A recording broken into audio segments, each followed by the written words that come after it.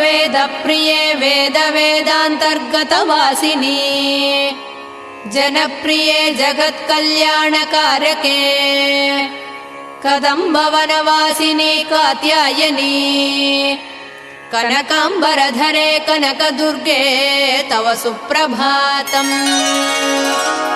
कल्पवृक्षे महाकल्पादिकालनिर्णये मातः मधुसूदनादि महादेव विनुते मन्दाकिनी सलिलसेवितपदे मन्दस्मिते कनकाम्बरधरे कनकदुर्गे तव सुप्रभातम्।